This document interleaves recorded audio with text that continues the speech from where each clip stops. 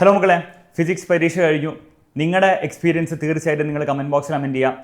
അപ്പോൾ answer key video ആണിത്. അപ്പോൾ ആൻസർ കീയിലേക്ക് കടക്കുന്നതിന് മുമ്പ് ഒരു സാഡ് ന്യൂസ് ഉണ്ട്. ഒന്നല്ല, 3 സാഡ് ന്യൂസ് ഉണ്ട് ആക്ച്വലി. ഒന്ന്, ഞാൻ പഠിപ്പിച്ച് വെച്ചിട്ട് നിങ്ങൾക്ക് A+ ഒന്നും കിട്ടാൻ പോകുന്നില്ല. ഞാൻ നിങ്ങളോട് പറഞ്ഞിട്ടുണ്ടായിരുന്നു, ഞാൻ പഠിപ്പിച്ച് വെച്ചിട്ട് കംപ്ലീറ്റ് അറ്റൻഡ് ചെയ്ത കുട്ടിക്ക് A+ കിട്ടിയില്ല, ഞാൻ മുട്ടടിക്കുന്നത് പറഞ്ഞു.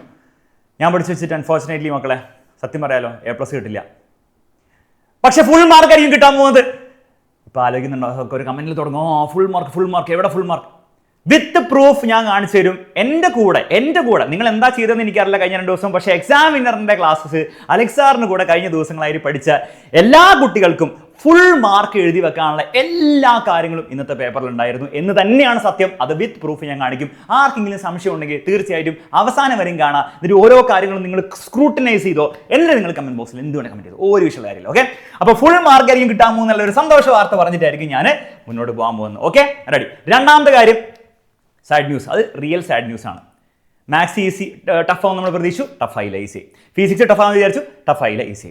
അതിൻ്റെ അർത്ഥം ഉറപ്പാണ് മക്കളെ, ഇനി കെമിസ്ട്രിയും ബയോളജിയും മാത്രമേ ഉള്ളൂ. ഏതെങ്കിലും ഒന്ന് ടഫായിരിക്കും. അതിൽ ഏറ്റവും കൂടുതൽ ചാൻസ് കെമിസ്ട്രി തന്നെയാണ്. അപ്പം മര്യാദക്ക് കെമിസ്ട്രി പഠിക്കാൻ വേണ്ടി ഇരുന്നോളൂ. ഈ ഫിസിക്സിൻ്റെയും മാത്സിൻ്റെയും ഓവർ കോൺഫിഡൻസിൽ നിങ്ങൾ കെമിസ്ട്രി കൊളാക്കിയാൽ, അല്ലെങ്കിൽ കെമിസ്ട്രി നിങ്ങൾ പഠിക്കാതിരുന്നാൽ പ്രശ്നമാണ്. കെമിസ്ട്രിയുടെ കിടിലൻ സ്റ്റഡി പ്ലാൻ ആയിട്ട് ഇന്ന് നമ്മുടെ അദ്രിത് സാറും ഒരു പുതിയ ടീച്ചറും വരുന്നുണ്ട്. അപ്പോൾ ആ ലൈവിൽ എല്ലാവരും ഉണ്ടായിരിക്കണം. ആ ഒരു സൂപ്പറായിട്ട് അടിച്ച് പൊളിച്ച് നിങ്ങൾക്ക് എന്ത് ചെയ്യും, എല്ലാ കാര്യങ്ങളും കൊണ്ട് പഠിപ്പിച്ച് സെറ്റാക്കി തരും. ഓക്കെ, കെമിസ്ട്രി എത്ര ടഫ് ആണെങ്കിലും അവർ നോക്കിക്കോളും നിങ്ങളുടെ കാര്യം. ഓക്കെ, അപ്പം ആ ഒരു കാര്യം ഫിക്സ്ഡ് ആയി. നെക്സ്റ്റ് കാര്യമാണ് +1 കാര്യം. മക്കളെ, ഇപ്പം നിങ്ങൾ വിചാരിക്കുന്നുണ്ടാവും, ഇതുപോലെ യൂട്യൂബിലെ അവസാനത്തെ ക്ലാസ് കണ്ടിട്ട് ഇങ്ങനെ പോയി പരീക്ഷ എഴുതി കഴിഞ്ഞാൽ നല്ല മാർക്കും A+ കിട്ടുമല്ലോ. ഇനിയിപ്പോൾ അങ്ങനെയാണ് +1 എത്തുമ്പോൾ അങ്ങനെ ചെയ്താൽ പോരെ, ഈ ഒരു സ്റ്റൈലിൽ പോയാൽ പോരെ. അതാണ് ഏറ്റവും നിങ്ങൾക്ക് ഉണ്ടാകുന്ന ഏറ്റവും വലിയ ബ്ലണ്ടർ. അതായിരിക്കും അത് ഇപ്പോൾ പറയുന്നത് എന്താണെന്ന് വെച്ചാൽ, ഇപ്പം പറഞ്ഞാൽ നിങ്ങൾക്കത് മനസ്സിലാവുള്ളൂ. നിങ്ങളുടെ സീനിയേഴ്സിനോട് ചോദിച്ചാൽ മതി. അവർ ഇതുപോലെ കഴിഞ്ഞ വർഷം ഞാൻ ഇതേപോലെ പഠിപ്പിച്ചു, ഇതേപോലെ പേപ്പർ വന്നു, ഈസി ആയിട്ട് വന്നു. അത് എൻ്റെ മാത്രം കഴിവല്ല. ക്വസ്റ്റ്യൻ പേപ്പർ ഈസി ആയി പോയത് എൻ്റെ കഴിവല്ലല്ലോ. ഞാൻ പഠിപ്പിക്കേണ്ടതെല്ലാം പഠിപ്പിച്ചു എന്നുള്ള ഒരു കാര്യം. പക്ഷെ അതേസമയം ക്വസ്റ്റ്യൻ പേപ്പർ ഈസി ആയത് കൊണ്ടാണ് ഇതേപോലെ അടിച്ചു പൊടിച്ച് കോൺഫിഡൻസിലൊക്കെ എനിക്കിങ്ങനെ പറയാൻ പറ്റുന്നത്. ക്വസ്റ്റ്യൻ പേപ്പർ ടഫായിരുന്നെങ്കിൽ ഒബ്വിയസ്ലി ഞാൻ പഠിപ്പിച്ചത് എല്ലാം എന്താണ് പരീക്ഷയിൽ അതേ വരുന്നുണ്ടാവില്ല. A+ ഒക്കെ കിട്ടുമായിരിക്കും നന്നായി പഠിച്ചവർക്ക്. പക്ഷേ എല്ലാം വരണം നിർബന്ധമില്ല. അപ്പോൾ നിങ്ങൾ മനസ്സിലാക്കേണ്ടത്രേ ഉള്ളൂ. +1 ഇതായിരിക്കില്ല കഥ. +1 നോക്കിക്കോ, ഞാൻ ഇന്ന് ഫിസിക്സ് എടുക്കാൻ പോവാണ്. നാളെ അവരുടെ ഫിസിക്സ് എക്സാമാണ്. 20 മണിക്കൂർ ഓൾറെഡി എടുത്തു. നിങ്ങൾക്ക് 7 മണിക്കൂറല്ല തന്നത്, അവിടെ 20 മണിക്കൂർ ഓൾറെഡി എന്നോ എടുത്തു വെച്ചിട്ടുണ്ട്. അതും പോരാന്ന് എനിക്ക് തോന്നുന്നുകൊണ്ട് ഇന്ന് ഞാൻ വൈകുന്നേരം പോയി ഒരു 7 മണിക്കൂർ കൂടി എടുക്കാൻ പോവാണ്. എന്നിട്ടും എനിക്ക് കോൺഫിഡൻസ് ഇല്ല, എനിക്ക് ഉറപ്പ് പറയാൻ പറ്റില്ല ഞാൻ പഠിപ്പിച്ചത് മൊത്തം വരുമെന്നുള്ള കാര്യം. ഓക്കെ, അതാണ് +1 ലെവൽ. ഇപ്പോൾ +1 ഈ ഒരു ലെവലിൽ ഈ ഒരു കോൺഫിഡൻസോടെ പോകരുത്. കോൺഫിഡൻസ് കളയാൻ വേണ്ടിയല്ല പറയുന്നത്, ഈ ഒരു ഓവർ കോൺഫിഡൻസോടുകൂടെ അവസാനം ഞാൻ തകർക്കും. ഇല്ല, നടക്കില്ല. ഓക്കെ, അപ്പോൾ അതൊരു കാര്യം ഇപ്പം തന്നെ തലയിൽ കയറ്റിക്കോളൂ. ഇനി ബാച്ച് പ്രൊമോഷൻ ആൾക്കാർ നിങ്ങൾക്ക് തോന്നും, ബാച്ച് പ്രൊമോഷൻ തന്നെയാണ്. കാരണം ഇത്രയും കഷ്ടപ്പെട്ട് പണിയെടുത്തല്ലേ. ഇതൊക്കെ നിങ്ങൾക്ക് യൂസ്ഫുൾ ആയെങ്കിൽ, ഞാൻ പഠിപ്പിച്ച കാര്യങ്ങൾ നിങ്ങൾക്ക് ഫിസിക്സിന് യൂസ്ഫുൾ ആയെങ്കിൽ, അടുത്ത വർഷം +1 മര്യാദക്ക് എൻ്റെ കൂടെ പഠിക്കണമെങ്കിൽ, അവസാന എക്സാമിൻ്റെ പരിപാടി ഒന്നും നടക്കാൻ പോകുന്നില്ല, മര്യാദക്ക് പഠിക്കണമെങ്കിൽ നമ്മുടെ +1 അഗ്നി ബാച്ചിലേക്ക് എല്ലാവരും ഞാൻ സ്വാഗതം ചെയ്തിട്ടുണ്ട് മക്കളെ. 20-ാം തീയതിയാണ് നമ്മുടെ 20-ാം തീയതി വരെ ആയിരുന്നു നമ്മുടെ ബുക്സിൻ്റെ ഓഫർ ഉള്ളത്. അത് ഞാൻ ഈ മാസത്തിൻ്റെ അവസാനം വരെ ആക്കാം. ഒഫീഷ്യൽ അനൗൺസ്മെന്റ് ഇവിടെ വന്നിട്ടുണ്ടാവില്ല, ഞാൻ ആക്കിക്കോളാം, ഡോണ്ട് വറി. അപ്പോൾ ബുക്സും കൂടെ ഫ്രീ ആയിട്ട് കിട്ടി പഠിക്കണമെങ്കിൽ എത്രയും പെട്ടെന്ന് അഡ്മിഷൻ എടുത്തോളൂ. നെക്സ്റ്റ് ഇയർ നമ്മൾ തകർത്ത് പഠിക്കുന്നതായിരിക്കും. ഓക്കെ, പിന്നെ ലേറ്റ് ആയിട്ട് നിങ്ങൾ ജോയിൻ ചെയ്യണം. ബുക്സിന് നിങ്ങൾ 1200 rupees അതിൻ്റെ ആക്ച്വൽ കോസ്റ്റ് നിങ്ങൾ കൊടുക്കേണ്ടി വരും. ഓക്കെ, ആ ഒരു കാര്യം കൂടെ ഓർക്കുക. അപ്പോൾ ബുക്സ് ഫ്രീ ആയിട്ടേ നേരത്തെ ജോയിൻ ചെയ്യാം. റെഡി, സമയം വേസ്റ്റ് ചെയ്യാൻ പോകുന്നില്ല മക്കളെ, നമുക്ക് ഓരോരോ ആൻസർ നോക്കേണ്ടതുണ്ട്. പിന്നെ ഈ ഒരു ചാനലിൽ എൻ്റെ ഒപ്പീനിയനും കാര്യങ്ങളും വരുന്നതായിരിക്കും. മാത്രമല്ല കെമിസ്ട്രി എക്സാമിന് കുറച്ച് അടിപൊളി റിസോഴ്സസ് അവിടെ വരുന്നതായിരിക്കും എന്നുള്ള കാര്യം ഓർമ്മിപ്പിക്കുന്നു. അപ്പോൾ ഓരോരോ കാര്യങ്ങൾ നോക്കാം. അപ്പോൾ പറഞ്ഞുതരാം, ഞാൻ പറഞ്ഞു വന്നിട്ടുണ്ടോ. മാത്രമല്ല നിങ്ങൾക്ക് എല്ലാവർക്കും ആൻസറും വേണ്ടേ. മിഡ് പോയിന്റ് ഓഫ് ലെൻസ് എന്ന് പറഞ്ഞാൽ ഒപ്റ്റിക് സെന്റർ ആണ്. മിഡ് പോയിന്റ് ഓഫ് ലെൻസ് എന്ന് പറഞ്ഞാൽ ഒപ്റ്റിക് സെന്റർ ആണ്. പഠിപ്പിച്ചു, ഡെഫിനിഷൻ അടക്കം പഠിപ്പിച്ചു. പിന്നെ ഒരു സാഡ് ന്യൂസ് കൂടെ ഉണ്ട്. നമ്മുടെ രണ്ടാമത്തെ ലൈവിൽ നിന്ന് കാര്യമായിട്ട് ഒന്നും വന്നില്ല, ആകെ 2 ചോദ്യം വന്നിട്ടുള്ളൂ. അത് പക്ഷേ ഞാൻ ടഫായിട്ട് എക്സാം വരുന്നു വിചാരിച്ചെടുത്താണ്. ടഫായിട്ട് വന്നിരുന്നെങ്കിൽ അതൊന്നും വന്നേ, ടഫായിട്ട് വരാത്തതുകൊണ്ട് അതൊന്നും വന്നില്ല. Full 7 hours. ആകെ ഒരു 2 ചോദ്യം എന്തോ അവിടെ ഞാൻ സ്ക്രീൻഷോട്ട് വെച്ചുള്ളൂ. നീല കളറും ബ്ലാക്ക് കളറും ഒക്കെ ഫസ്റ്റ് 7 മണിക്കൂർ ലൈവാണ്. മറ്റേ റെഡ് കളറായിരിക്കും രണ്ടാമത്തെ live. Okay, images form blah blah blah blah 3 images ആണ്, 2 പ്ലെയിൻ മിറേഴ്സ്, ഏത് ആംഗിൾ? സെയിം ചോദ്യം. ഭാഗ്യവശാൽ സെയിം ചോദ്യം തന്നെ ഞാൻ ചെയ്തത്. 3 ഇമേജസ് ആണ്, ആംഗിൾ എത്രയായിരിക്കും? എത്ര ആംഗിൾ വന്ന് 90 ഡിഗ്രി. സെയിം ചോദ്യമാണ് അത്. ഇതെൻ്റെ കഴിവൊന്നുമല്ല, ഞാൻ വെറുതെ അവിടെ എഴുതിയെന്നുള്ളൂ. പക്ഷേ ഈ പഠിപ്പിച്ച കാര്യം അത് അതേപോലെ തന്നെ വന്നിട്ടുണ്ട് എന്നുള്ളൊരു സന്തോഷ വാർത്തയുണ്ട്. Okay, next, which of the following statements correctly describes the working principle of loud speaker? ഇതാ സിമ്പിൾ, എന്താ ആലോചിക്കാനുള്ളത്? ഇലക്ട്രിക്കൽ എനർജി സൗണ്ട് എനർജിയെ കൺവേർട്ട് ചെയ്യും. ഫുൾ വർക്കിംഗ് അടക്കം പഠിപ്പിച്ചാണ്. ആ വർക്കിംഗ് ഫുള്ളായി മനസ്സിലാക്കിയ ഒരു കുട്ടിക്ക് ഇതെന്ന് പറഞ്ഞാൽ വെറും കോമഡി ചോദ്യമാണ് അല്ലേ? എത്ര പേർക്ക് ഈ പേപ്പർ കോമഡി പേപ്പറായിരുന്നു? എല്ലാവർക്കും ഉണ്ടാവില്ല എന്ന് എനിക്ക് ഉറപ്പാണ്, കാരണം എല്ലാവരും ഇതേപോലെ പഠിച്ചിട്ടുണ്ടാവില്ല. പക്ഷെ പല കുട്ടികൾക്കും കോമഡി പേപ്പർ ആയിട്ട് തോന്നിയിട്ടുണ്ടോ എനിക്കറിയില്ല, നിങ്ങൾ പറയട്ടോ. ഓക്കെ, കോമഡി എന്നുള്ളൊരു കോമഡി അടിക്കുക. Find the relation in the first page blah blah blah blah. Magnification of image formed by mirror is always 1. +1 ഉള്ള ആരാണ് മക്കളെ എപ്പോഴും? +1 ആരാണ് മക്കളെ? ഇവിടെ എഴുതി വെച്ചിട്ടുണ്ടല്ലോ, ഇതാ പ്ലെയിൻ മിറർ. കഴിഞ്ഞു. അടുത്ത ചോദ്യം പിടി. Right hand thumb rule, thumb indicates direction of current. ഇവിടെ ഫുൾ സ്റ്റേറ്റ്മെന്റ് അടക്കം എഴുതി വെച്ചിട്ടുണ്ട്. ഇതിന്റെ ഈസിയും ടഫുമായിട്ട് പല ചോദ്യങ്ങളും നമ്മൾ ചെയ്തിട്ടുണ്ട്. Okay, ready. അടുത്ത പടി blah blah blah blah blah blah blah blah. LED lamps, how is electrical energy convert into light energy in discharge lamp. Discharge ലാമ്പിന്റെ വർക്കിംഗ് എഴുതി വെച്ചാൽ മതി, അത്രേ ഉള്ളൂ. എങ്ങനെ ഇലക്ട്രിക്കൽ ലൈറ്റ് എനർജി ആവുന്ന അതിന്റെ വർക്കിംഗ് എഴുതി വെക്കും. 3 സ്റ്റെപ്പ് എഴുതി വെച്ചാൽ പണി തീർന്നു. Okay, next what are the advantages of. എല്ലാ അഡ്വാൻറ്റേജും പഠിച്ചിട്ടുണ്ട്. LED lamp over discharge lamp എന്ന് പറഞ്ഞാൽ അവസാനത്തെ 2 LED അഡ്വാൻറ്റേജ്, ഡിസ്ചാർജ് ലാമ്പ് ഇല്ലാത്ത എഴുതി വെക്കുക. അതൊക്കെ അത് ലോ പവർ മതി, മെർക്കുറി ഇല്ലാതുകൊണ്ട് എൻവയോൺമെന്റ് ഹാനികരമല്ല. കഴിഞ്ഞു. അടുത്ത പടി. ഇതിൽ ഞാൻ മിസ്സാക്കിയിട്ടൊന്നുമില്ല ഇവിടെ. ഓക്കെ, എന്തെങ്കിലും മിസ്സായിട്ടുണ്ടെങ്കിൽ ഞാൻ കമന്റ് ബോക്സിൽ പറയുന്നതായിരിക്കും, കാരണം പെട്ടെന്ന് എടുക്കുന്നതാണ് ആൻസർ എഴുതി കിട്ടാൻ വേണ്ടിയിട്ട്. എന്തെങ്കിലും മിസ്സായിട്ടുണ്ടെങ്കിൽ അല്ലെങ്കിൽ എന്തെങ്കിലും ന്യൂമറിക്കലിലൊക്കെ നമ്പർ മിസ്റ്റേക്ക് ഉണ്ടെങ്കിൽ ഞാൻ കമന്റ്സിൽ പിൻ ചെയ്ത് വെക്കുന്നുണ്ടായിരിക്കും കേട്ടോ. Update. What measures have been taken to minimise it. എന്താ ട്രാൻസ്മിഷൻ ലോസ്? സെയിം സാധനം നമുക്ക്. What is transmission loss, how to reduce it. എന്താണ് ട്രാൻസ്മിഷൻ ലോസ്? നമ്മുടെ പ്രസരണ നഷ്ടം. ലോങ് ഡിസ്റ്റൻസ് നമ്മൾ പവർ ട്രാൻസ്മിറ്റ് ചെയ്യുന്ന സമയത്ത് ഹീറ്റ് ആയിട്ട് എനർജി ലോസ് ആയി പോകുന്നു. എങ്ങനെ റെഡ്യൂസ് ചെയ്യണം? വോൾട്ടേജ് ഭയങ്കര ഹൈറ്റ് കൂട്ടുക, 220 kV കൂട്ടുക. അപ്പോൾ കറണ്ട് കുറഞ്ഞാൽ ഹീറ്റ് ലോസ് കുറയും. അത്രേ ഉള്ളൂ. കഴിഞ്ഞു. അടുത്തപടി. Ray of light entering from water to air at an angle of 50-82 degree does not undergo refraction. Why? കാരണം എന്താണ് മക്കളെ? ക്രിട്ടിക്കൽ ആംഗിൾ 48.6 ഡിഗ്രി ആണ്. അതിനേക്കാളും കൂടിയുള്ള 51 ആണെങ്കിലും 52 ആണെങ്കിലും 53 ആണെങ്കിലും 55 ആണെങ്കിലും TIR ആണ് നടക്കുക. ഇവിടെ TIR ആണ് നടക്കുക. ഇനി ചോദ്യം, അപ്പോൾ TIR ആണ് നടക്കുക കാരണം ക്രിട്ടിക്കൽ ആംഗിൾ കൂടുതലാണെന്ന് എഴുതി വെക്കുക. ക്രിട്ടിക്കൽ ആംഗിൾ ഞാൻ പഠിപ്പിച്ചിട്ടുണ്ട്, എല്ലാം പഠിപ്പിച്ചിട്ടുണ്ട്. Write a method that makes refraction possible. Refraction ചെയ്യണം, ഇവിടെ ക്രിട്ടിക്കൽ ആംഗിളിനെക്കാളും കുറവാക്കുക. ഡിക്രീസ് ദി ആംഗിൾ, എന്താണ് make the angle lesser than 48.6 degree. അപ്പോൾ റിഫ്രാക്ഷൻ നടന്നോളും. ഇത്രേ ഉള്ളൂ.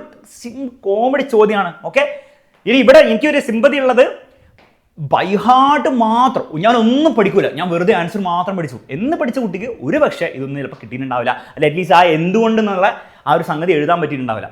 അപ്പോൾ അങ്ങനെ വരുമ്പോൾ നിങ്ങൾ ശ്രദ്ധിക്കേണ്ടത്, ഇനിയുള്ള പരീക്ഷയ്ക്കെങ്കിലും കുറേ സമയമൊന്നുമില്ല ഞാൻ മാറ്റാനുള്ള ആ ശീലമൊക്കെ അറ്റ്ലീസ്റ്റ് +1 മാറ്റാം. നന്നായി മനസ്സിലാക്കി ആദ്യം മുതലേ തന്നെ പഠിക്കാം. ഓക്കെ, അല്ലാണ്ട് ആൻസർ മാത്രം പഠിച്ചു ഞാൻ ഇത് പിന്നെ എഴുതി വെക്കുള്ളൂ എന്ന് പറഞ്ഞാൽ ഈ വൈ എന്നുള്ള ഉത്തരത്തിനൊക്കെ എനിക്കറിയില്ല നിങ്ങൾക്ക് ഉത്തരം കിട്ടിയിട്ടുണ്ടാവും.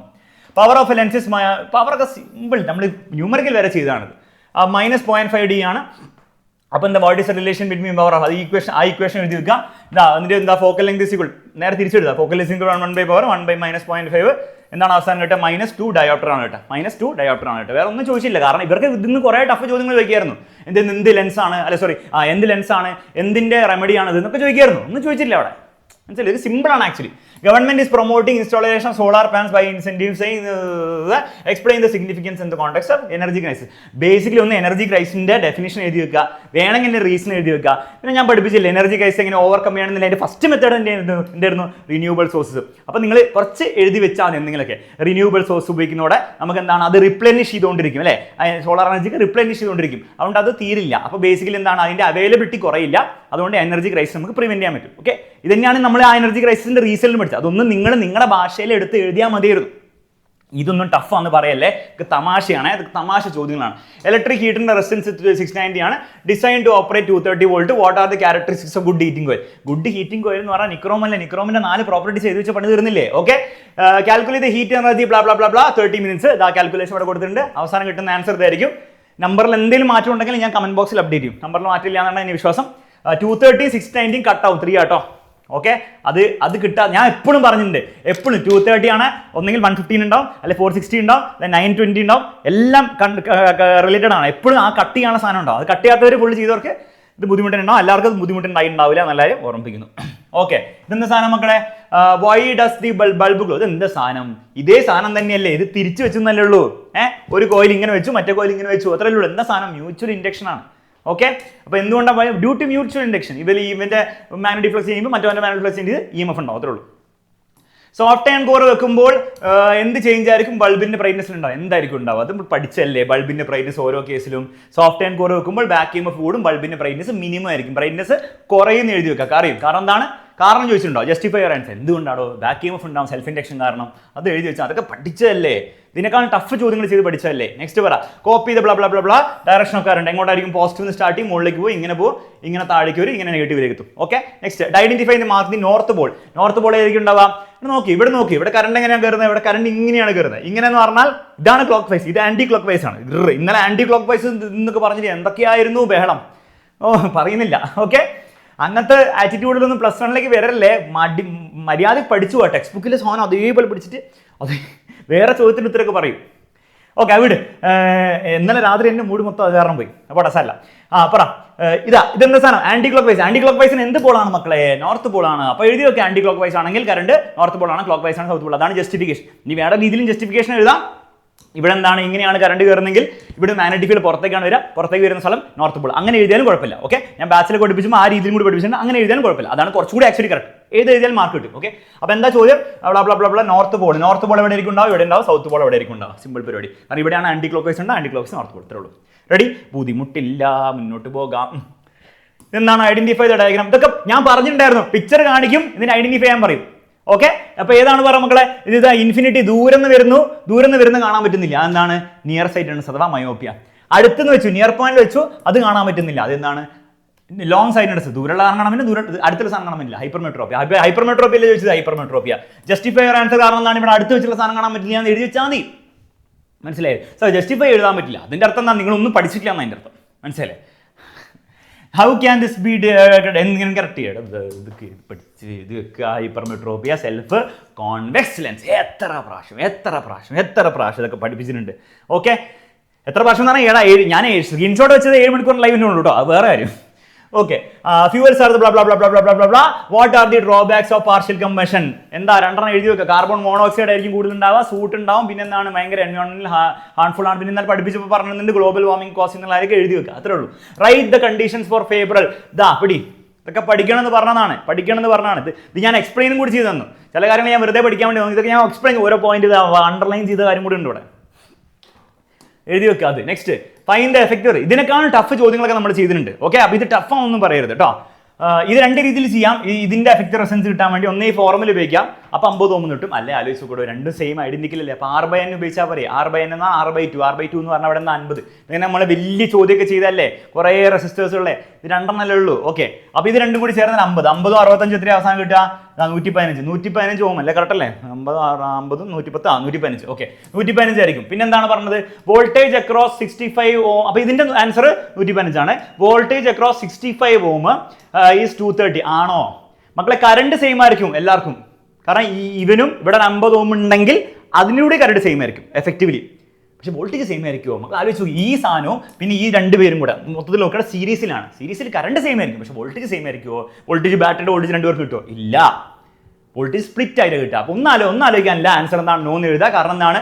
ഈ 65 ഓം ഇവർ രണ്ടാളും കൂടെ സീരീസിലാണുള്ളത്. ഇവർ തമ്മിൽ പാരലാണ്. പക്ഷേ 65 ഓം അവർ 2 പേരും കൂടെ 2 പേരുടെ സീരീസിലാണ്. സീരീസിൽ കറണ്ട് സെയിം ആണ്, വോൾട്ടേജ് സെയിം ആവില്ല. അപ്പോൾ 230 വോൾട്ട് കിട്ടും? ഇല്ല എന്ന് പറയണം. ഓക്കെ, സിമ്പിൾ കോമഡി ചോദ്യമായിരുന്നു ഒക്കെ. പക്ഷേ ഇത് പക്ഷേ എനിക്കറിയാം ചിലവർക്ക് അതൊന്നും കിട്ടിയില്ല, അത് ഞാൻ പഠിപ്പിച്ചു, അത് അതേപോലെ ഞാൻ പഠിച്ചിട്ടില്ല.